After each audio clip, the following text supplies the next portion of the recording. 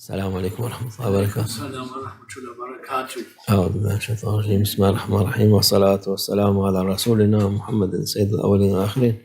مدد يا رسول الله، مدد يا سادات أصحاب رسول الله، مدد يا مشايخنا دستور مولانا شيخ عبد الله فاز حسن شيخ محمد طريقتنا الصحبة والخير في الجمعية.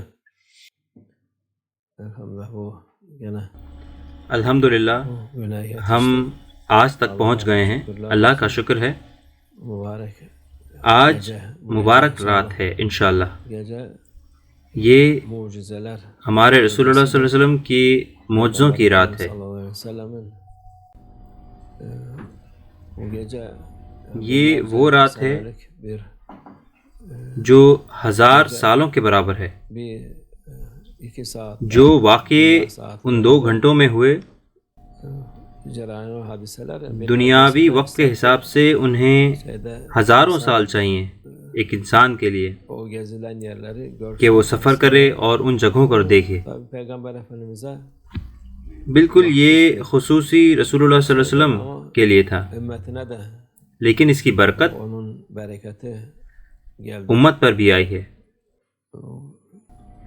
اس رات ہمارے رسول اللہ صلی اللہ علیہ وسلم مکہ سے انہوں نے سفر کیا جیروسلم تک، اور وہاں پر دوسرے پیغمبروں کی زیارت کی،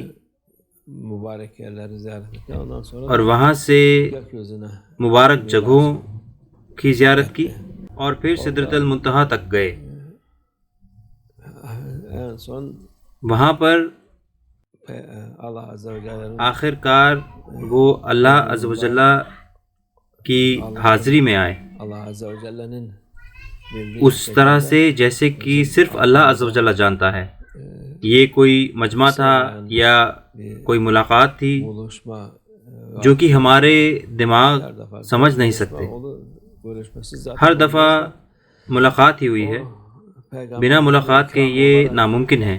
یہ نعمت جو رسول اللہ صلی اللہ علیہ وسلم کو دی گئی امت کو ہدیے کے طور پر، یہ ایک ضروری چیز ہے جو کہ امت کو نماز پڑھنے کا حکم دیا گیا۔ پہلے بھی وہ نماز پڑھا کرتے تھے، لیکن وہ 5 وقت ایک دن میں نہیں تھا۔ یہ امت پر فرض کر دی گئی اس رات میں۔ اسلام کے حصے کی طرح روزہ بھی رکھا جاتا تھا، لیکن وہ فرض مدینے میں ہوئے۔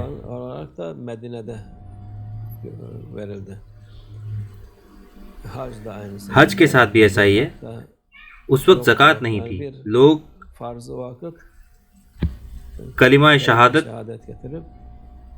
پڑھ کے نماز پڑھا کرتے تھے، لیکن اس کا حکم ہوا اور فرض کر دی گئی امت پر اسراء و معراج کی رات، ان کے لیے ہدیے کے طور پر،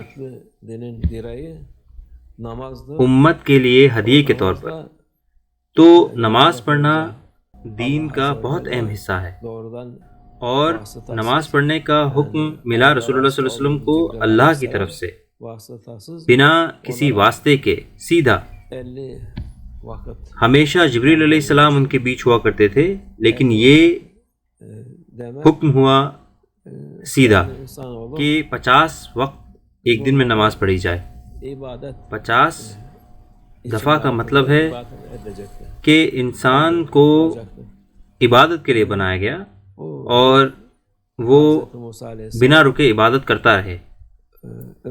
ہم پھر 50 دفعہ نماز پڑھا کرتے، جیسے کہ حضرت موسیٰ علیہ السلام کی امت اس کو لے کر نہیں چل پائی، تو حضرت موسیٰ علیہ السلام کے ذریعے اللہ کی رحمت کی وجہ سے ہمارے رسول اللہ صلی اللہ علیہ وسلم اس وقت تو نہیں کہہ پائے کہ یہ کم ہے یا زیادہ ہے، اللہ عز و جل کے سامنے ان کے ادب کی وجہ سے۔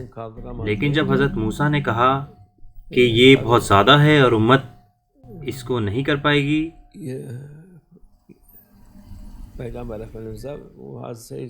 تو اس قصے کو ہمارے رسول اللہ صلی اللہ علیہ وسلم کے بہت سارے لوگ جانتے ہیں لیکن ہم پھر بھی بتا دیتے ہیں۔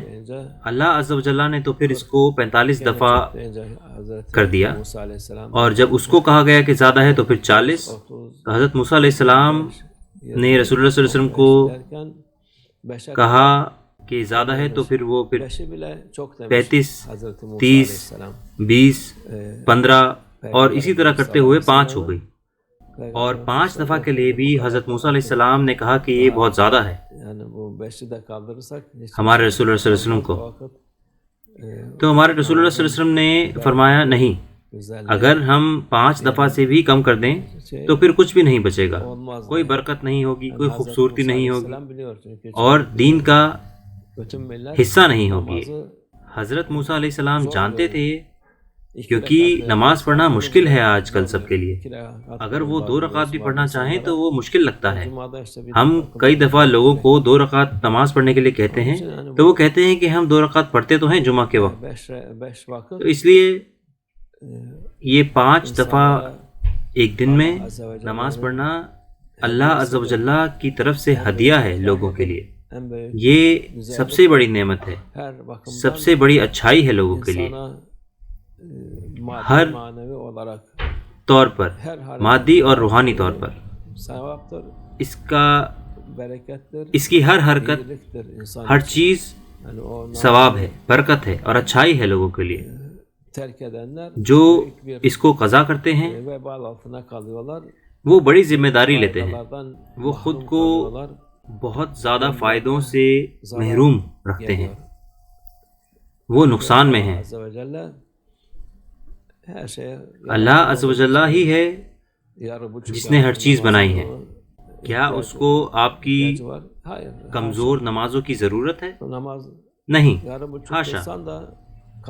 لیکن اگر آپ کمزور نمازیں بھی پڑھیں تو اللہ عز و جل اس کو قبول کرتا ہے، لیکن اس کو ضرورت نہیں ہے آپ کی نمازوں کی۔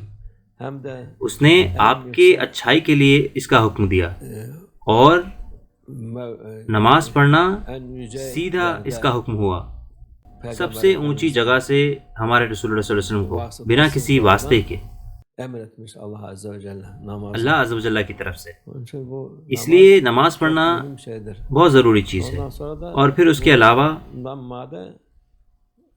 اللہ عز و جل نے بہت سارے ہدیے دیے ہیں امت کو۔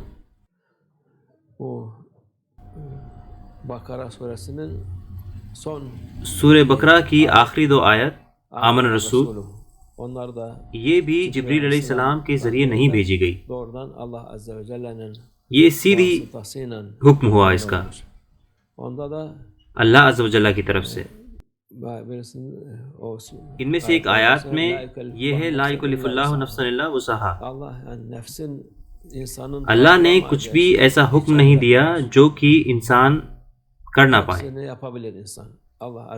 لوگ وہ ساری چیزیں کر سکتے ہیں، لوگ وہ کر سکتے ہیں جو اللہ عز و جل نے حکم دیا آسانی سے۔ اگر یہ 50 وقت بھی نماز پڑھنی ہوتی تو وہ بھی لوگ کر پاتے، اس میں کوئی رکاوٹ نہیں ہے، لیکن رحمت کی وجہ سے وہ 5 دفعہ کر دی گئی۔ اللہ اگر کچھ حکم دیتا ہے تو وہ ان چیزوں کا حکم دیتا ہے جو ہم کر سکیں، ان چیزوں کا حکم نہیں دیتا جو ہم نہیں کر سکتے۔ اس لیے یہ رات مبارک ہو ہم سب کے لیے۔ انشاءاللہ ہم دھیان دیں اپنی نمازوں میں،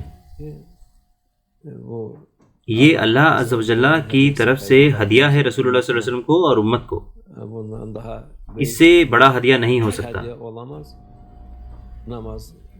نماز پڑھنا دین کا ایک اہم حصہ ہے، یہ ضروری ہے۔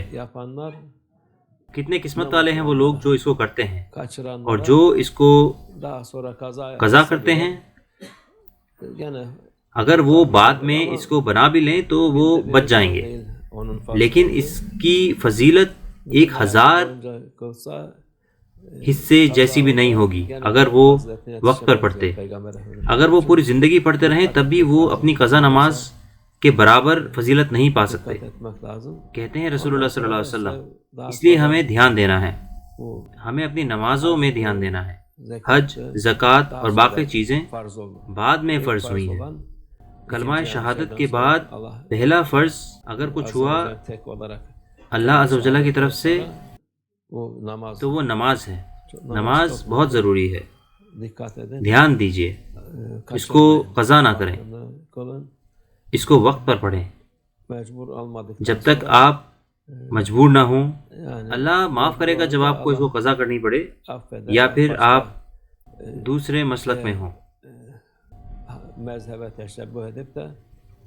لیکن یہ جب ہے جب آپ اس کو بالکل بھی ٹال نہیں سکتے. دوسرے مسلک کی نقل کرنا اس لیے نہیں ہے کہ آپ کے لیے آسان ہو جائے اور آپ نماز چھوڑ سکیں. صرف وہ جب ہے جب ضرورت ہو کہ آپ سفر کر رہے ہوں، جب آپ کچھ نہیں کر سکتے، تب وہ ٹھیک ہے، انشاءاللہ اللہ معاف کرے گا. لیکن اس کے علاوہ وہ صحیح نہیں ہے.